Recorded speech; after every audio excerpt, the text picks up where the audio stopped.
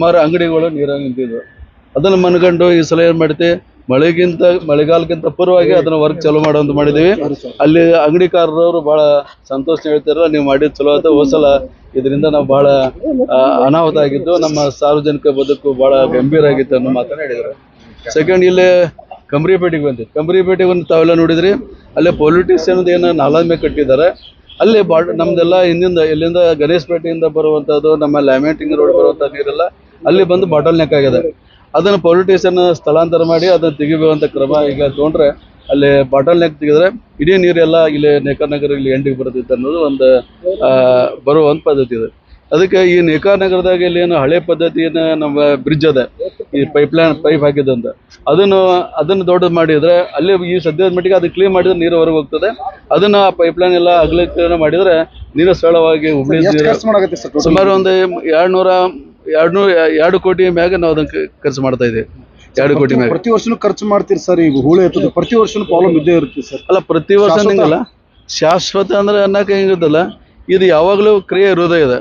ಶಾಶ್ವತ ಅನ್ನೋಕ್ಕಿಂತ ಯಾವಾಗಲೂ ಇದು ಹೂಳು ತುಂಬೋದು, ಹೂಳು ಬರೋದು, ಇದು ಎಲ್ಲ ಒಂದೇ ಕಡೆ ಬರೋಂಗಿಲ್ಲ. ಒಂದು ಕಡೆ ಶಾಶ್ವತ ಪರಿಹಾರ ಮಾಡೋಕ್ಕೆ ಸಾಧ್ಯನೇ ಇಲ್ಲ. ಇದು ನಾವು ಪ್ರತಿ ಮುಂಜಾಗ್ರತಾ ಕ್ರಮ ತೊಗೊಂಡು ಹೋಗೋದು ಇದಕ್ಕೆ ಪರಿಹಾರ. ಇದಕ್ಕೆ ಇಲ್ಲ ಶಾಶ್ವತ ಪರಿಹಾರ ಅಂದ್ರೆ ನಾವು ಹುಬ್ಳಿ ಧಾರವಾಡ ಮತ್ತೆ ಇದನ್ನ ನಾವು ಮಾಸ್ಟರ್ ಪ್ಲಾನ್ ಮಾಡಿ ಹೊಡೆದಾಗ ದೊಡ್ಡ ನಾಲ ಮಾಡಿದಾಗ ಶಾಶ್ವತ ಪರಿಹಾರ ಅದನ್ನ ಮಾಡೋಕ್ಕೆ ಸಾಧ್ಯ ಇಲ್ಲ. ಇದು ಅದನ್ನ ಮಾಡಕ್ಕೆ ನಾವು ಈಗಾಗಲೇ ಮುಂಜಾಗ್ರತಾ ಕ್ರಮ ತೊಗೊಂಡು ಮಾಡ್ತಾ ಇದ್ದೀವಲ್ಲ.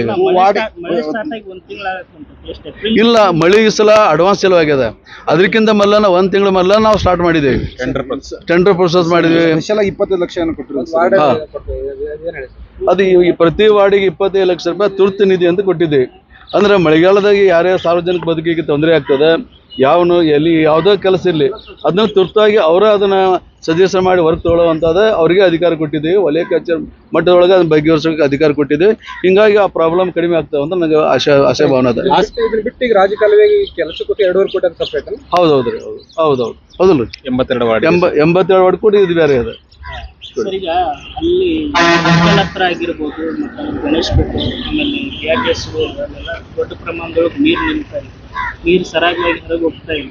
ಇದರಿಂದ ಸಾರ್ವಜನಿಕರಿಗೆ ತೊಂದರೆ ಭಾಳ ಆಗಿದೆ. ಅದಕ್ಕೆ ಅದ್ರ ಯಾವ ರೀತಿ ಕ್ರಮ ತಗೊಂಡು ಸರ್? ಈಗ ನೀವೆಲ್ಲ ನೋಡಿದ್ರಿ, ವ್ಯಾಪಾರಸ್ಥರು ಮತ್ತು ಸಾರ್ವಜನಿಕರು ನಮಗೆ ಕೈ ಜೋಡಿಸ್ಬೇಕು.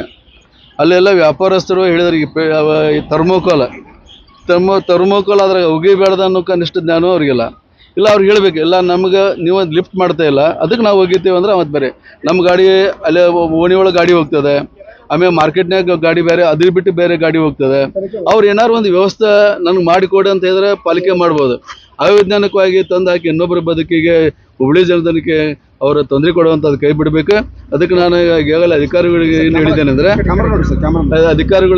ಅಂದರೆ ಈಗ ಎಲ್ಲೆಲ್ಲಿ ಮಾರ್ಕೆಟ್ ಅದಾವ ಆ ಮಾರ್ಕೆಟ್ ಅಂಗಡಿಗೆ ಎಲ್ಲರೂ ಕೂಡಿಸಿ ಒಂದೊಂದು ಅವ್ರಿಗೆ ಸಭೆ ಮಾಡೋನು, ಒಂದ್ಸಲ ತಿಳಿಸೋನು.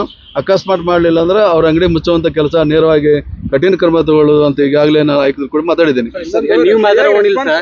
ಸರಿಯಾಗಿ ರೆಸ್ಪಾನ್ಸ್ ಮಾಡ್ತಾರೆ ಅಂದ್ರೆ ಕೆಲವೊಂದು ಕಡೆ ನೀರು ನಿಂತ ಸಂದರ್ಭದಲ್ಲಿ ಕಾರ್ಪೊರೇಷನ್ ಫೋನ್ ಮಾಡಿದ್ರೆ ಜಲ್ದಿ ರೆಸ್ಪಾನ್ಸ್ ಮಾಡಲ್ಲ ಅಂತ ಬಹಳ ಜನ ಹೇಳ್ತಾರೆ. ಹಂಗೇನಿಲ್ಲ, ಈಗ ನಮ್ದು 24x7 ಲೈನ್ ಇದೆ, ಈಗ ನಮ್ದು ಕಾರ್ಯಪಡೆ ಅದ, ಅವರೆಲ್ಲ ಕೆಲಸ ಮಾಡ್ತಾರೆ. ಅದೇನಿಲ್ಲ, ಎಲ್ಲೇ ಒಂದು ಕಡೆ ಇರ್ಬೋದು. ಇಷ್ಟು ದೊಡ್ಡ ಮಹಾನಗರ ಪಾಲಿಕೆ ಅಂದ್ರೆ ಎಲ್ಲೇ ಒಂದು ನಮ್ದು ಲೂಸ್ ಪಾಯಿಂಟ್ ಇರ್ಬೋದು.